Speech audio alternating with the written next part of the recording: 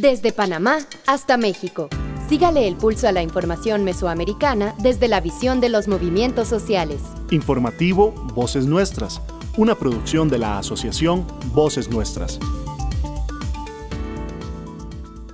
Le damos la bienvenida a una nueva emisión de este espacio donde compartimos información del trabajo organizativo por la defensa de la vida y la construcción de alternativas de resistencia desde los distintos territorios de la región mesoamericana.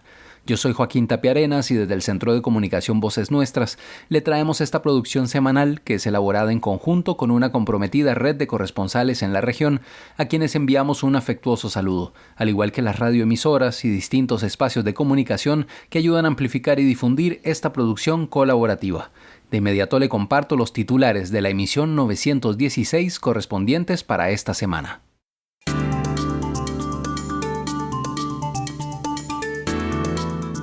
En Guatemala, programa Todos por el Reencuentro celebra 27 años de fortalecer el tejido social guatemalteco. En Cuba, llega a la isla cargamento de ayuda solidaria desde México y Uruguay. En Panamá, a 123 años del fusilamiento de Victoriano Lorenzo, Panamá sigue debiendo justicia. En México, recuerdan importancia de las abejas para la vida saludable de los ecosistemas. En Bolivia, a 6 meses de gestión se generan fuertes reclamos de sectores sociales al gobierno de Rodrigo Paz. En México, impulsan serie de comunidades de aprendizaje local para rescatar conocimientos de las mujeres indígenas y campesinas. En Guatemala, el dedo en la llaga. En México, María Esperanza Lucioto López, dignidad, persistencia y amor transformado en lucha. Con la visión de los movimientos sociales. Informativo Voces Nuestras. En Guatemala.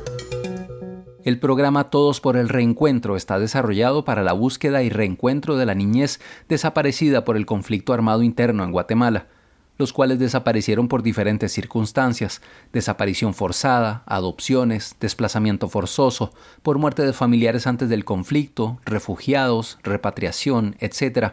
Y desde 1999 han realizado más de 500 reencuentros.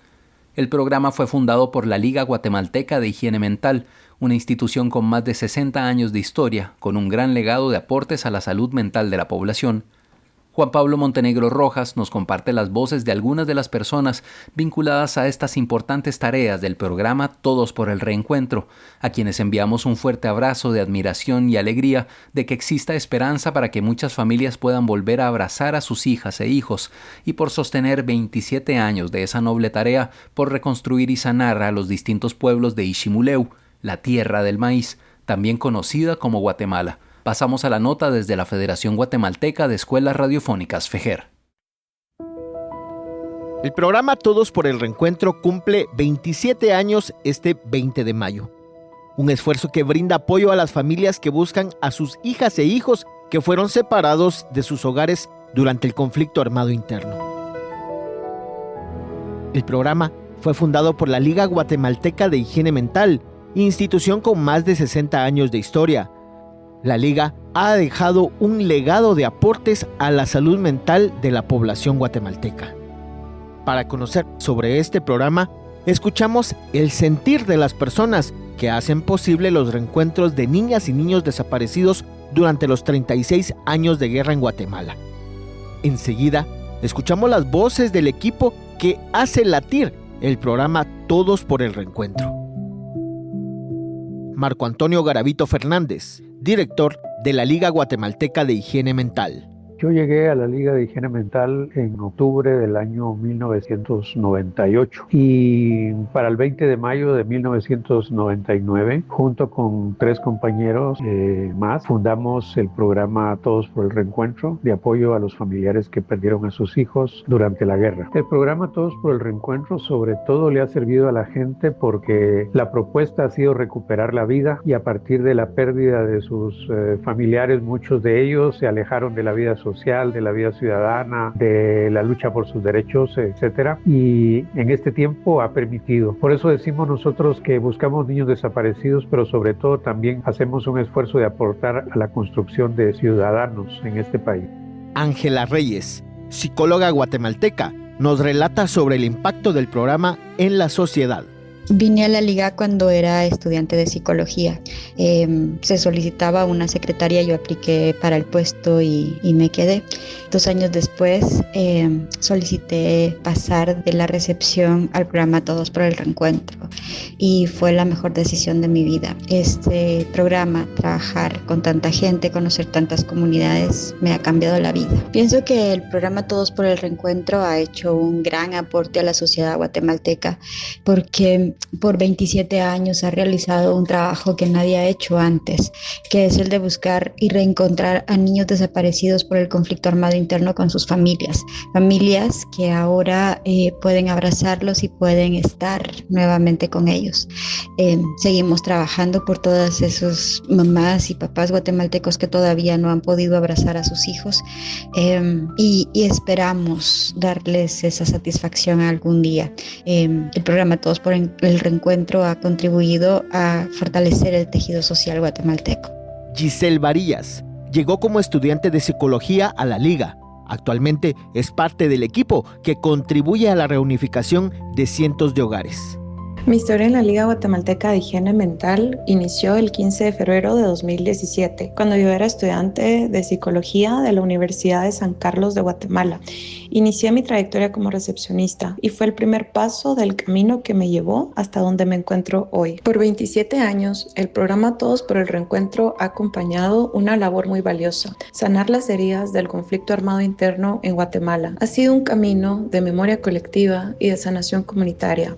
Gracias a este esfuerzo, 547 familias volvieron a abrazarse tras una larga separación. Hijos que han abrazado a sus padres, padres que han abrazado a sus hijos, hermanos que volvieron a unirse, tíos, tías que han recibido a sus sobrinos en nombre de los que ya no están. Es el regreso de la semilla, esa que nos arrancaron hace tantos años y que hoy vuelve a echar raíces en su tierra. El programa Todos por el Reencuentro ha resuelto 547 casos de niñas y niños que hoy conocen la verdad de su historia familiar, que pueden volver a abrazar a sus familias y a tener acercamiento al lugar donde nacieron. Informando desde los territorios, Juan Pablo Montenegro Rojas.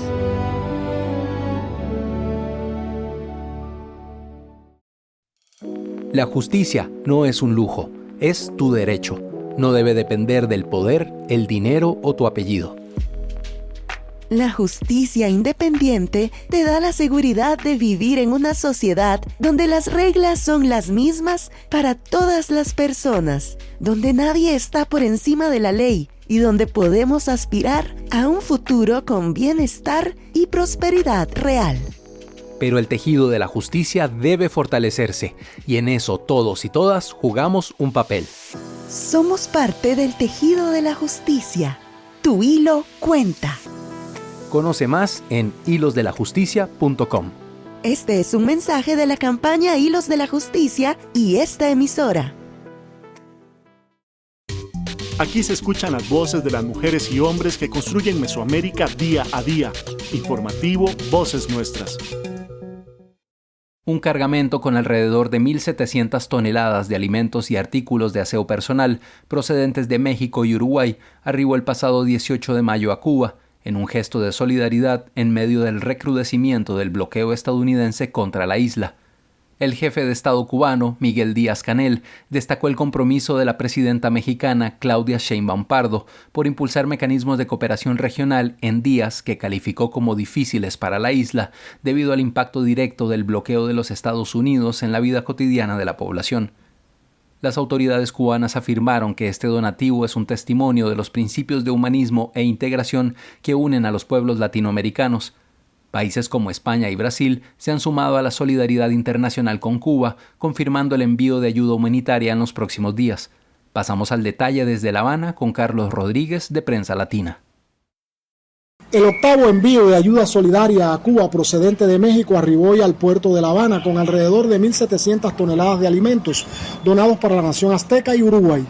El buque iniciará la descarga de arroz, frijoles, leche en polvo y otros insumos que serán destinados a niños, ancianos y hogares vulnerables en la isla caribeña, acosada por el gobierno de Estados Unidos. Al acto de recibimiento del embarque acudieron el jefe del Departamento de Relaciones Internacionales del Partido Comunista, Emilio Lozada, el viceprimer ministro Oscar Pérez Oliva y el titular de la industria alimentaria, Alberto López, entre otras autoridades cubanas. Asimismo, estaban presentes los embajadores de México y Uruguay, Miguel Ignacio Díaz y Juan Andrés Canesa. El ministro de la Industria Alimentaria agradeció al pueblo de México y en especial a su presidenta Claudia Sheinbaum y así como a la sociedad civil uruguaya por el apoyo que brindan ante el recrudecimiento del bloqueo estadounidense. Estos productos llegan en un momento de grandes dificultades económicas, agravadas por el recrudecimiento del criminal bloqueo que sufre nuestro país por parte del gobierno de los Estados Unidos. Constituyen un verdadero acto de hermandad y cooperación internacional. Cada uno de estos alimentos representa el cariño y la cercanía del pueblo mexicano y uruguayo hacia Cuba. Serán recibidos con la mayor responsabilidad y respeto, con el compromiso de que lleguen a quienes más lo necesitan, nuestros niños, nuestros ancianos y nuestros hogares más necesitados.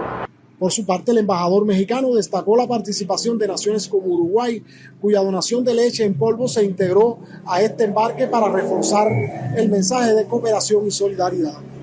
Bueno, en primer lugar, nos da mucho gusto que hoy llegue el 8º barco de México con ayuda solidaria, no nada más de México gobierno, sino de las organizaciones civiles. Esa es una primera idea que nos importa compartir. Sí, ha sido el compromiso de la presidenta de México, Claudia Sheinbaum, de estar presente para apoyar de manera solidaria a la población, al pueblo de Cuba, que es el que está sufriendo los daños de este cerco injusto. La voluntad de la presidenta de México ha sido ayuda rápida, ayuda para apoyar con alimentos, algunos artículos de aseo personal. Ese es básicamente el contenido de la ayuda del gobierno de México. Con esta entrega, la ayuda solidaria mexicana supera las 6.000 toneladas y ratifica que Cuba no está sola en medio del cerco imperialista y la amenaza de agresión militar. Desde La Habana, Cuba, Carlos Rodríguez y Iván Lescaille, Prensa Latina Televisión. Con la visión de los movimientos sociales. Informativo Voces Nuestras. ¿Alguna vez has sentido que la justicia no es igual para todas las personas? Que depende de tener palancas, dinero o amistades poderosas e influyentes. No solo te pasa a ti, muchas personas lo sienten igual y con razón. Las noticias nos muestran historias en las cuales el sistema no siempre cumple. Pero, ¿y si te dijéramos que la justicia puede ser diferente?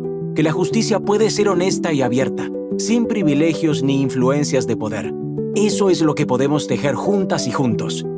Con esta visión nació Hilos de la Justicia, una campaña de organizaciones de la sociedad civil, juezas, jueces y jóvenes de Centroamérica que creemos en una justicia independiente como base de las sociedades que queremos. Juntos tejemos desde nuestras acciones del día a día los hilos que fortalecen la justicia independiente.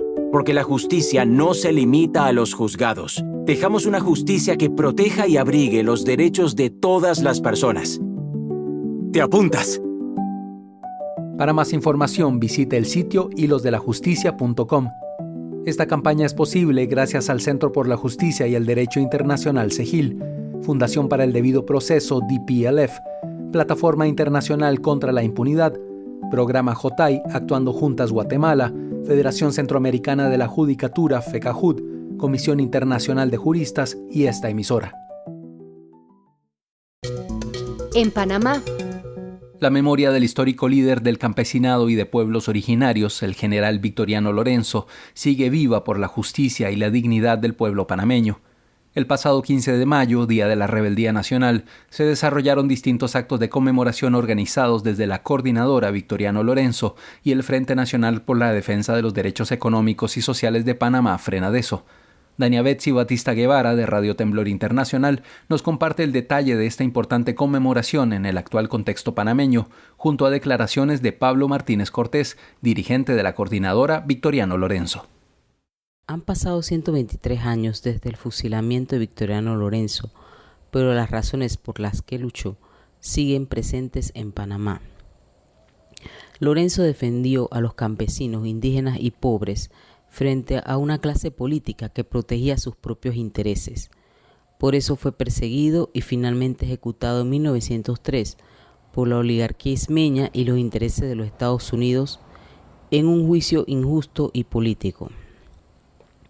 Hoy Panamá muestra grandes edificios, bancos y crecimiento económico para las élites, pero también mantiene desigualdad, corrupción y abandono social.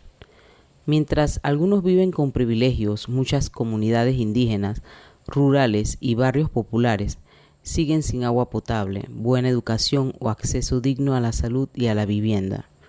La riqueza del país no llega a todos.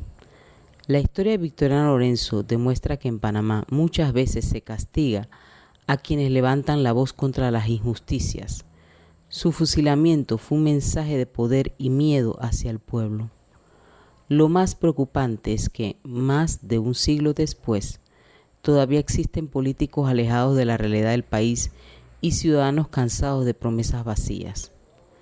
Escuchemos declaraciones de Pablo Martínez Cortés, dirigente de la coordinadora Victoriano Lorenzo. 15 de mayo se conmemoraban los 123 años de la ejecución, fusilamiento del general de la 7ª División de la Negrita de Penonomé, Victoriano Lorenzo Troya, un digno representante del pueblo panameño, quien fue ejecutado por los enemigos del pueblo, ¿no? Por los conservadores, liberales y por Estados Unidos, los mismos abuelos y bisabuelos de los que hoy, el día de hoy, gobiernan este país. La misma clase burguesa de banqueros y empresarios que el día de hoy oprimen al pueblo panameño, lo persiguen, terratenientes que se roban las tierras del pueblo panameño, son los mismos que en aquella época asesinaron a Victoriano Lorenzo. Nosotros recordamos su memoria, exaltamos su figura con honor y en cada grito, en cada consigna del pueblo en las calles, está Victoriano Lorenzo presente. En 1903 fue ejecutado Victoriano Lorenzo. No pudieron cegar su voz, su lucha, su esencia rebelde, que se mantiene hasta el día de hoy en 4.5 millones de panameños. Ahí está Victoriano Lorenzo. Ahí está Victoriano Lorenzo en las luchas en las calles, en los barrios, en las comunidades, en los sindicatos, en los gremios, en las universidades, en todo el país. Ahí está Victoriano Lorenzo Troya. El día de ayer también se cumplían 29 años de la existencia de la fundación de la coordinadora Victoriano Lorenzo, una organización que lucha por el derecho a la tierra y a la vivienda digna del pueblo panameño. Un cordial saludo y un abrazo fraterno a todos los pueblos del mundo. Recordar a Victoriano no es solo un acto histórico, es una crítica directa a un sistema que aún mantiene desigualdad y exclusión. Este 15 de mayo, Día de la Rebeldía Nacional, se desarrollaron actos desde la mañana en el altar de la patria, donde fue fusilado el guerrillero, convocado por la coordinadora Victoriano Lorenzo, y una romería al cementerio Amador en El Chorrillo, organizada por Frenadeso. Desde Panamá, soy Dania Betsy Batista Guevara, Radio Temblor Internacional, para el informativo Voces Nuestras. Aquí se escuchan las voces de las mujeres y hombres que construyen Mesoamérica día a día. Informativo Voces Nuestras. Garantizar la atención médica a todas las personas es una de las obligaciones del Estado. Esta debe cumplirse independientemente de la situación migratoria de quienes requieran estos cuidados. Los servicios de salud deben ser accesibles y aceptables. Deben contemplar la diversidad cultural de las personas en situación de movilidad humana, respetando sus creencias, idioma y demás factores que pudieran devenir en situaciones discriminatorias. Los estados están obligados a garantizar la disponibilidad y accesibilidad a campañas de salud pública, tomando en cuenta, además, las condiciones de los procesos de movilidad y la vulnerabilidad a contagios que existen en ellos. Es una responsabilidad de las autoridades sanitarias la creación de espacios de capacitación y sensibilización de personal médico y administrativo en donde se prevengan situaciones discriminatorias que impidan el acceso al derecho a la salud. Te invitamos a promover espacios seguros con menos obstáculos para el acceso a una salud humana digna y libre de discriminación.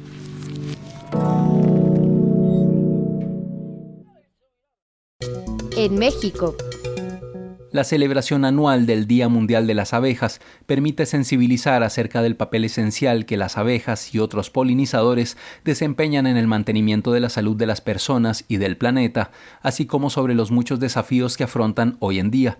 Esta celebración tiene lugar desde el año 2018. Pasamos a la nota de Leticia Hernández de Radio Guaya, La Voz Campesina.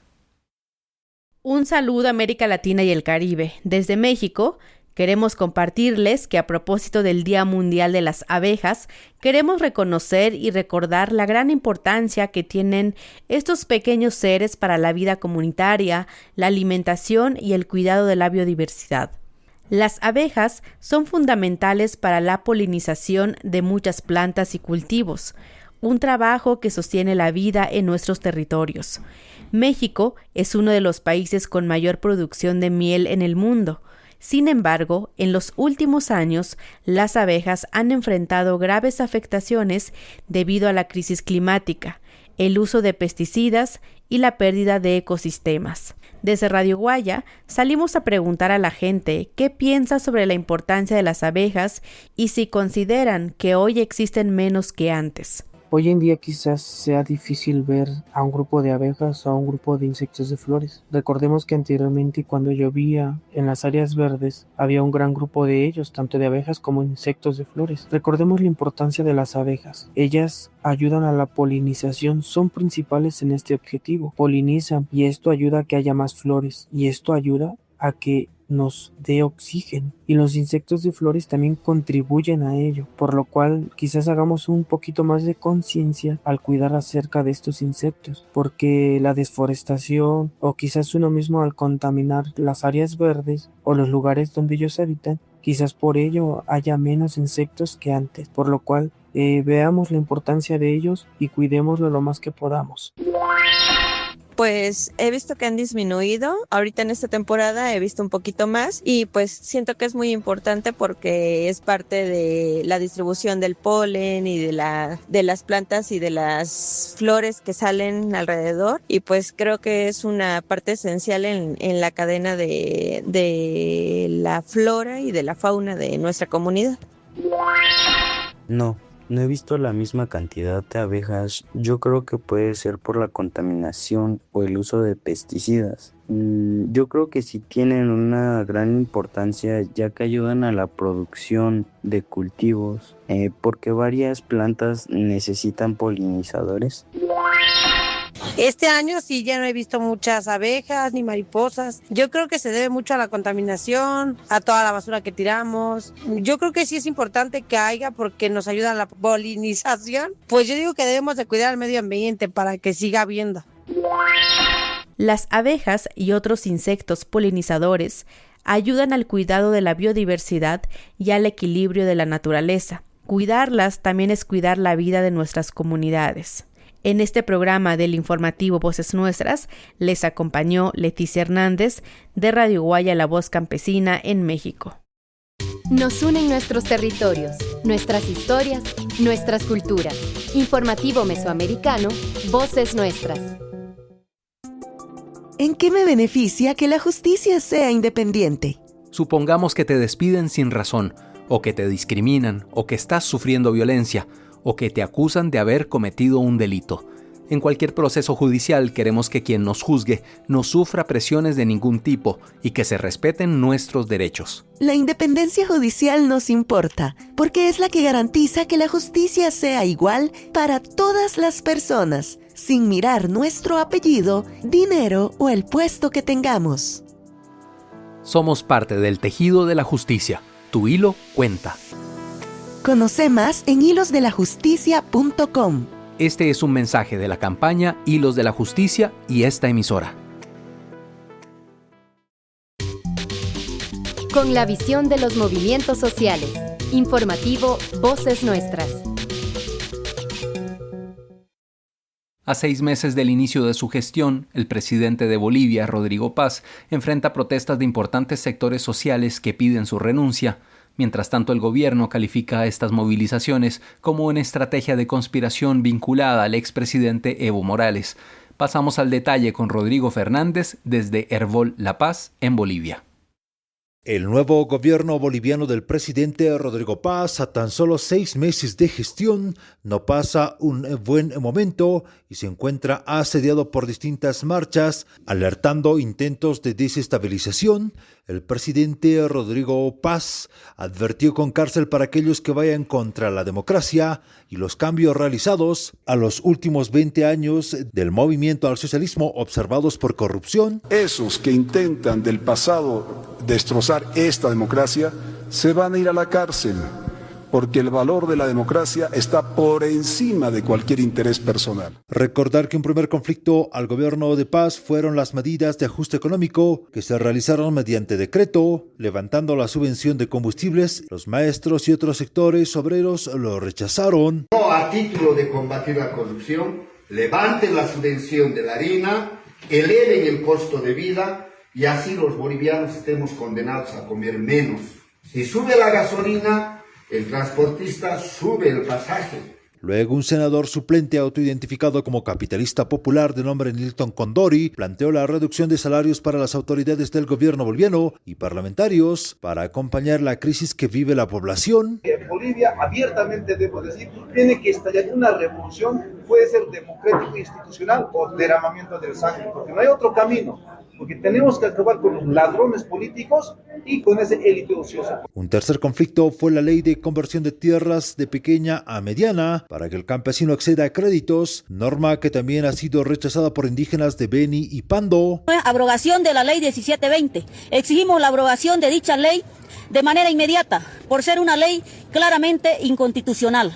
Segundo punto, respeto a los territorios indígenas originarios campesinos. Por su lado, la Central Obrera Boliviana, que mediante un pliego de demandas pidió al gobierno boliviano el 20% de incremento salarial, lamentó la respuesta negativa que le hicieron las autoridades, a tal punto de llegar a pedir la renuncia del presidente Paz. Por eso les digo, compañeras y compañeros, actuemos, salgamos a la calle a protestar, porque lastimosamente el gobierno central no va a entender de otra manera el accionar que tenemos todos nosotros. A este panorama de constantes movilizaciones, el gobierno boliviano advirtió que el crimen organizado y la corrupción rechazan los cambios, así lo planteó el vocero presidencial José Luis Gálvez. El pueblo boliviano es un pueblo de fe y tiene que saber que hay en marcha un plan macabro que va a fracasar, no va a triunfar. Por su parte, el canciller boliviano Fernando Aramayo anunció que defenderán al gobierno electo y no entregarán fácilmente el poder.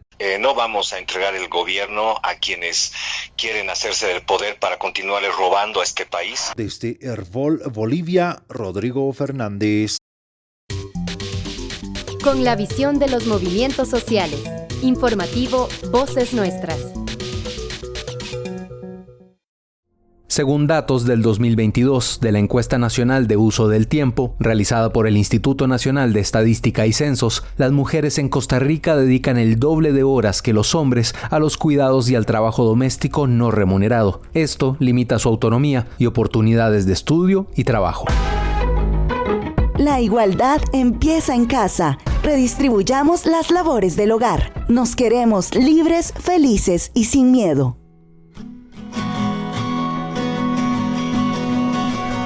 Un mensaje del Encuentro de Mujeres de la Economía Social Solidaria y el Programa de Economía Social Solidaria de la Escuela de Sociología de la Universidad de Costa Rica, con el apoyo de Voces Nuestras y esta emisora.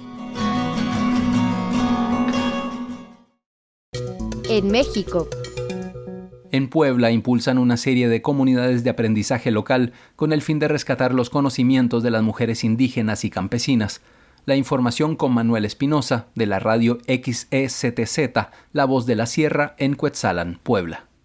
La organización Tochan, Nuestra Casa AC, impulsa una serie de comunidades de aprendizaje local con el fin de rescatar los conocimientos de las mujeres indígenas, campesinas y rurales a través de distintas habilidades y conocimientos de las propias mujeres para encontrar soluciones a sus distintas problemáticas. Así lo dio a conocer Laura Aguilar Cesario, integrante de Tochan. En ella lo que buscamos principalmente es rescatar los conocimientos de las personas que ahí intervienen, en este caso mujeres con diferentes habilidades, ¿no? y conocimientos. Es importante rescatar la voz, la participación, las habilidades y sobre todo mirar cómo desde nuestros dolores y preocupaciones podemos accionar juntas para buscar soluciones a esos problemas que nos aquejan. Respecto a las áreas de producción, agregó que van desde meliponicultoras hasta artesanas, a fin de valorar y posicionar los saberes y habilidades de la población femenina. De Corazón y Voz de las Abejas, que ellas son meliponicultoras agroecológicas.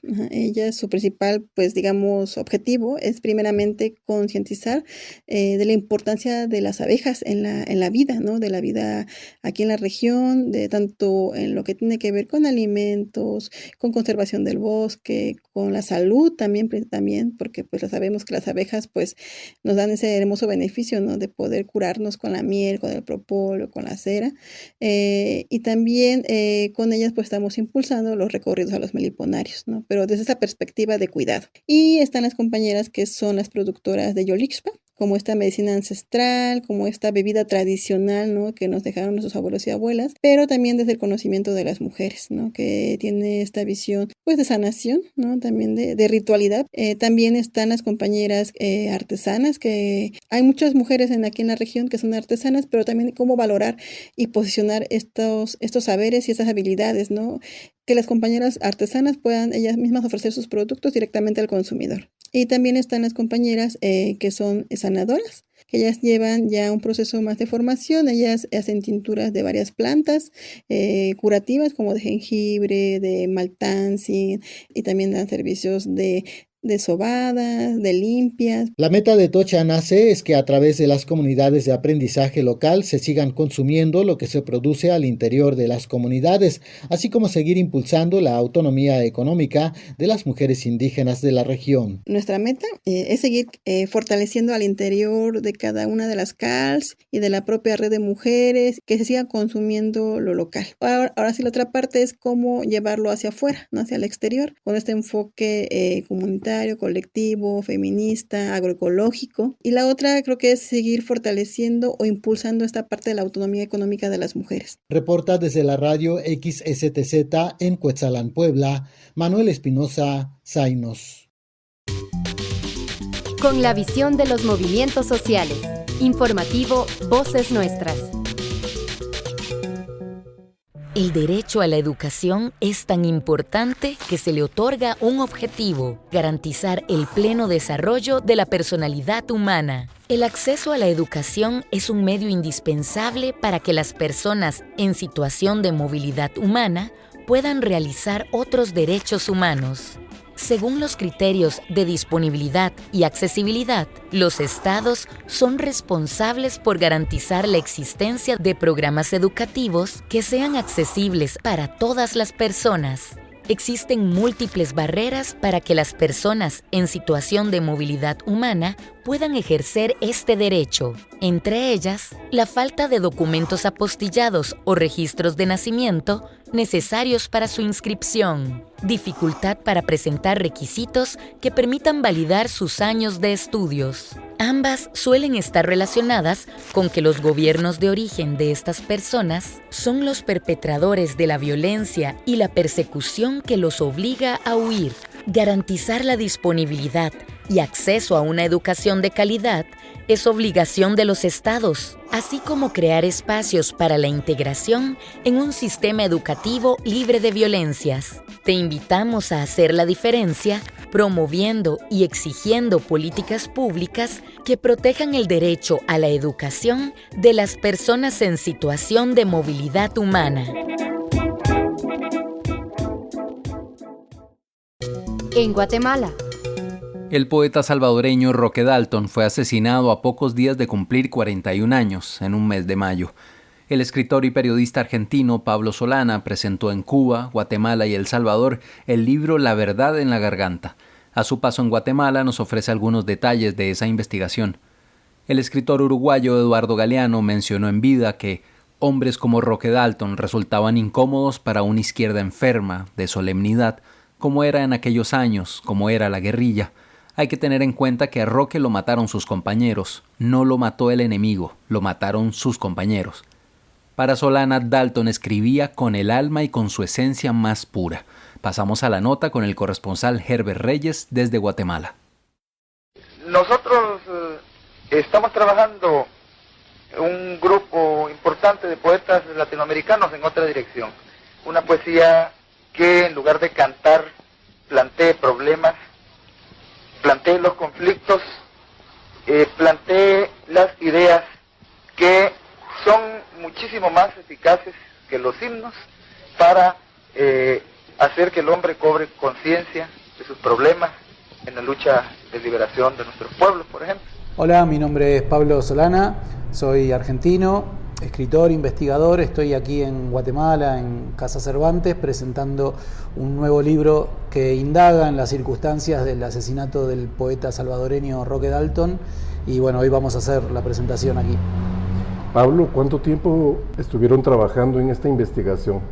Bueno, es un proceso que lleva años. Uno conoce sobre la vida de Roque Dalton desde mucho tiempo, desde mi juventud, pero en particular indagar en las circunstancias de su asesinato a partir de haber conocido sobre unos cables secretos de la CIA, que ya dejan de ser secretos en la medida que se declasifican, pero que no habían sido analizados, que no habían sido interpretados y que remiten al poeta y a las circunstancias de su persecución, que fue una constante por parte de la CIA.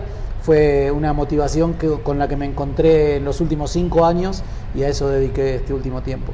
Pablo, la CIA está implicada en las acciones de su asesinato y también existen salvadoreños que participaron en ello.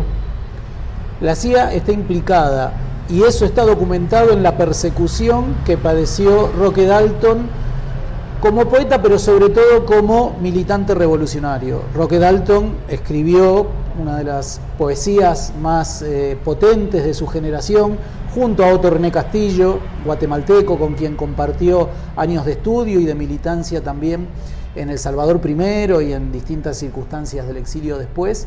Pero además de poeta, fue un militante revolucionario, fue uno de los cuadros de las organizaciones revolucionarias de su país y en ese carácter la CIA lo persiguió. Sobre las circunstancias de su asesinato siempre se dijo, se supo, y es algo que el libro certifica, que efectivamente su crimen se comete al interior de la fuerza guerrillera que Roque Dalton había decidido integrar, que era el Ejército Revolucionario del Pueblo. Ahora, sobre las figuras que estaban al mando de ese grupo y que fueron quienes decidieron ese, entre comillas, ajusticiamiento que terminó siendo un asesinato del cual todavía la familia está pagando no saber dónde está el cuerpo, no saber qué pasó, no haber tenido un esclarecimiento. Sobre las figuras que estuvieron al frente de eso, hay fuertes sospechas de que tampoco eran ajenas a esas estrategias de la CIA de cooptación, de infiltración, de persecución. Entonces, el asesinato de Roque Dalton tiene la sombra de la CIA, como establece el nombre del libro, sobre sus espaldas, y hay documentación que lo certifica, y eso es lo que aporta esta investigación.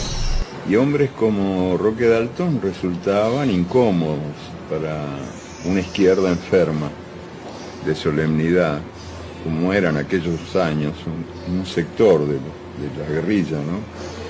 Hay que tener en cuenta que a Roque lo mataron sus compañeros.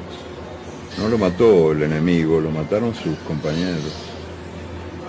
Después fue fácil echarle la culpa a la CIA o a no sé, que algún otro diabólico enemigo de esos que acechan. Pero la triste verdad es que Roque fue matado de un tiro en una tregua que hubo, en un debate que se estaba llevando adelante en la dirección del grupo guerrillero que él integraba. Criminales,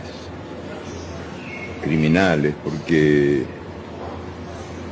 los revolucionarios que matan para castigar la discrepancia son tan criminales como los militares que matan para perpetuar la injusticia.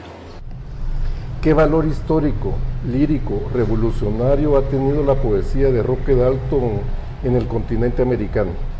Bueno, ha tenido un valor que en el plano específico de los estudios literarios ya se destaca porque fue reconocido desde concursos internacionales de poesía, en Casa de las Américas, donde también venimos de presentar el libro con su poemario Taberna y otros lugares, un poemario revolucionario para la época, donde no solamente el espíritu revolucionario y la convicción revolucionaria se expresaba en el contenido o en lo que Roque decía, sino en la transgresión sobre las formas tradicionales de la poesía, incluso de los referentes de la poesía latinoamericana, como en el momento y para su generación era Pablo Neruda, el chileno que había marcado una época. Bueno, Roque, su generación, también viene a cuestionar esas loas tan pulcras y tan heroicas a la revolución y a la lucha de los pueblos para hacer una poesía más sucia, si se quiere, en el mejor de los sentidos, más popular, más llana, más de pueblo, y que sin descuidar el aspecto estético, que era una obsesión también de Roque Dalton,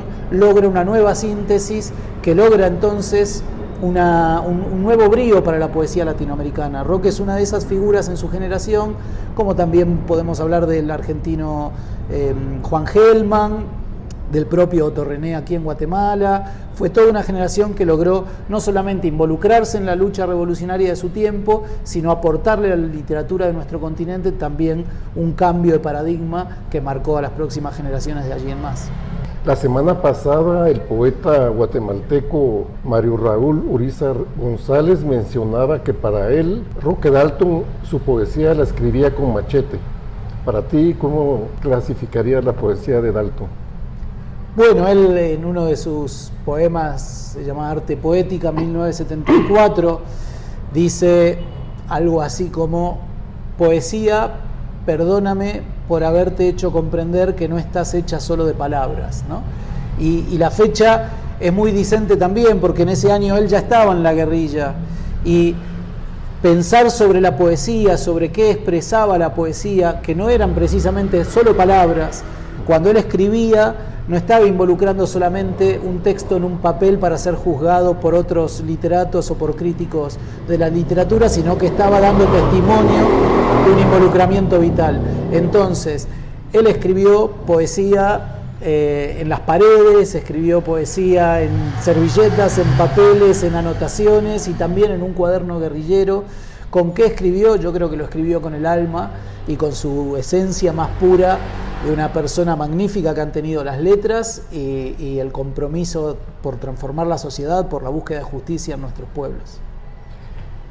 ¿Qué aprendizaje te ha dejado estos 5 años de investigación de la verdad en la garganta?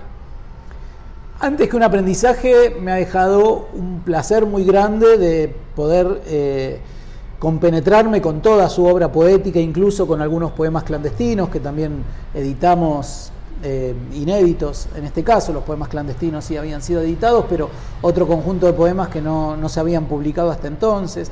Así que involucrarse con la poesía de Roque Dalton es una tarea placentera, ardua. Fue igualmente complicado lidiar con archivos de la CIA y con rastros perdidos también de su obra y de su vida que tuvo esa complejidad. Él durante los últimos años firmaba correspondencia con Julio Cortázar, con Fernández Retamar, con grandes referentes, diciendo que estaba en Hanoi, Vietnam, y era parte de su encubrimiento. Él esos años estaba en Cuba preparándose para la lucha revolucionaria. Entonces, rearmar todo ese pulso vital, toda esa complejidad que tuvo la vida de un militante revolucionario en tiempos de dictaduras, en tiempos de fuertes persecuciones, también fue un desafío. Pero por sobre el desafío yo reivindico el placer de adentrarse en su obra, y lo recomiendo para cualquiera que tenga esa curiosidad. Busquen textos de Dalton, busquen textos de Otto René Castillo. Allí hay mucho más de lo que superficialmente se conoce cuando nos llega un poema o por las redes sociales o por algún tipo de socialización, que siempre es positiva, pero en sus libros, en su obra hay mucho más que ello.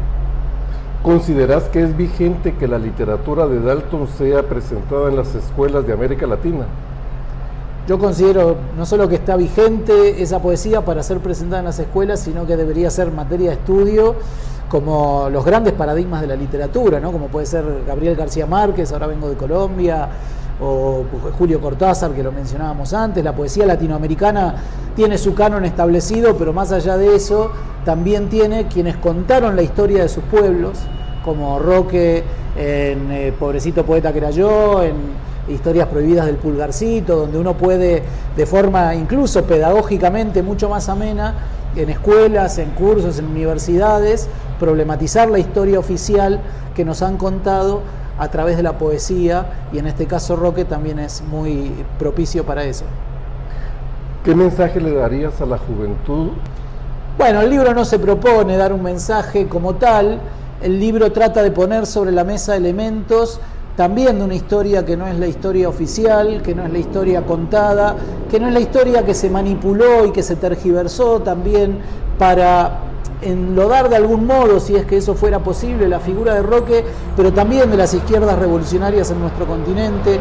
Ha habido situaciones trágicas, dramáticas en los movimientos revolucionarios, pero también hay vidas que son plenas de heroísmo en el sentido más pleno del compromiso con los pueblos, y la figura de Roque transmite eso.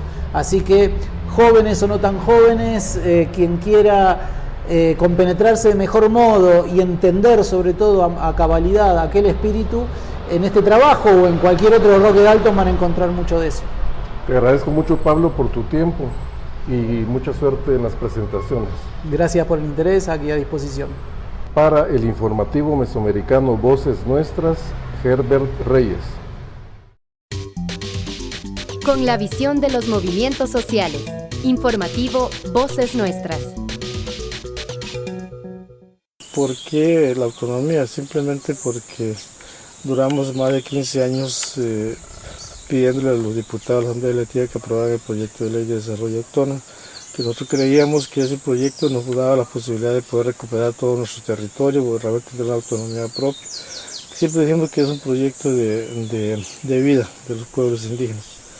Y cuando nos sacaron de la Asamblea Legislativa a rastra, decidimos en aquel momento no volver más a la Asamblea. Decidimos ejercer la autonomía con ley o sin ley dentro de nuestro territorio. En el año 2010, representantes de pueblos originarios en Costa Rica fueron expulsados con violencia de la Asamblea Legislativa, al exigir que se votara sobre el proyecto de ley de desarrollo autónomo de los pueblos indígenas. Este proyecto, que era avalado por los distintos territorios, buscaba recuperar la autonomía y hacer valer sus derechos. Nunca vio la luz. Solo se usó como parte de promesas electorales. Justicia para Sergio, Jerry y los pueblos originarios. Esta fue una producción de la Coordinadora de Lucha Sur-Sur, Voces Nuestras y esta emisora. En México. Desde hace casi 14 años, María Esperanza Lucioto López inició una cruzada de dignidad, valentía y memoria como respuesta a la indolencia de las autoridades de Procuración de Justicia de San Luis Potosí, encargadas de la investigación del feminicidio de su hija, Carla Pontigo Lucioto, ocurrido el 28 de octubre de 2012. La inacción de las autoridades y las irregularidades en la investigación en el feminicidio de Carla la obligaron a remar contracorriente y a forjar un carácter duro para poder acompañar a otras madres que, como ella, han vivido la pérdida de una hija por feminicidio. En 2019, la primera sala de la Suprema Corte de Justicia de la Nación otorgó un amparo a la familia de Carla Pontigo. Se reconoció que la investigación del caso fue deficiente y sin perspectiva de género.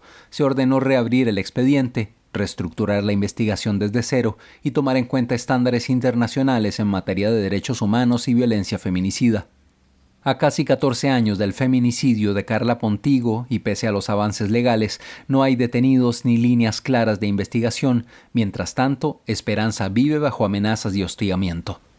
Pasamos a escuchar esta producción de la serie Aliadas Historias de Vida de Periodistas y Defensoras, a cargo de CIMAC Noticias, periodismo con perspectiva de género.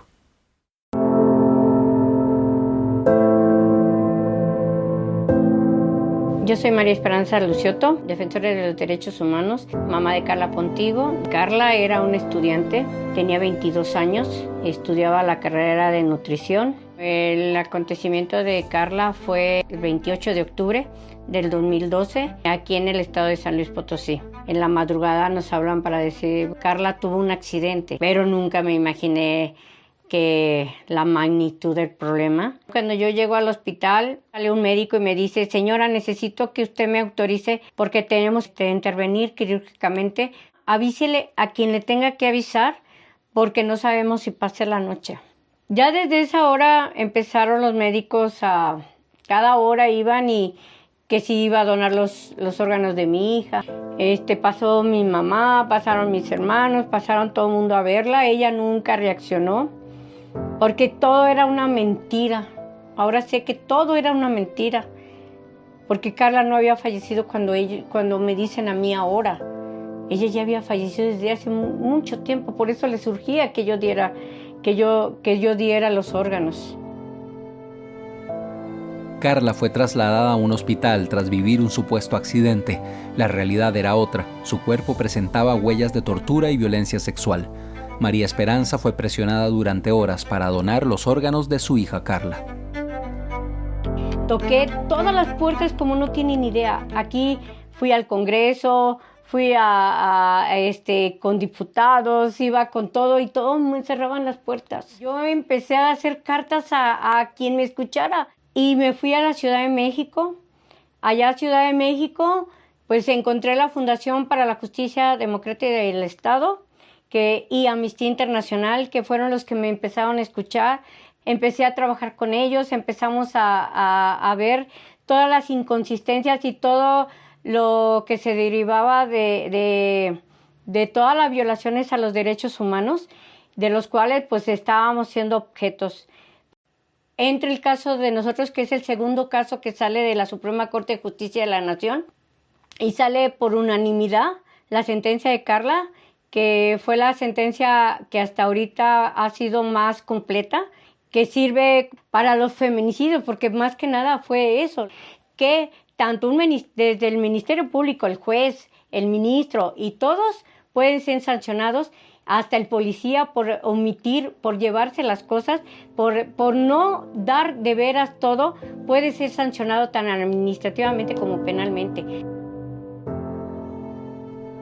Esperanza logró una sentencia de la Suprema Corte de Justicia de la Nación en donde reconoce que la Fiscalía de San Luis Potosí inventó las causas de la muerte de su hija. Esta sentencia sobre el caso de Carla Pontigo es histórica, ya que junto a la sentencia del caso de Marina Lima del 2010 se determinan las bases para investigar todos los casos de feminicidio en México. Bueno, después de esa sentencia, pues nosotros pues hemos estado luchando. A final de cuentas, pues seguimos en esta lucha. Lo que yo menos quiero, y si yo siempre se lo he dicho, que nadie pase lo que yo paso. A mí me ha costado salud. Yo estoy viva de milagro porque sí intentaron, inclusive aquí cerca de mi casa, me echaron el carro encima. Me querían hacer daño, quisieron meterse a mi casa, hemos tenido muchos incidentes, pero sé que algo estoy haciendo y que algo va a salir de esto, que no nada más es el caso de mi hija. Yo ya no lo veo nada más el caso de mi hija, lo veo con las demás. Pusimos un memorial en la Plaza de Armas para las víctimas de feminicidio. Después de tantos años y seguimos toda la investigación, esperamos que pronto nosotros pues tengamos ya una luz. Yo todavía tengo esa esperanza y esa luz de que va a llegar algún día la justicia para mi hija.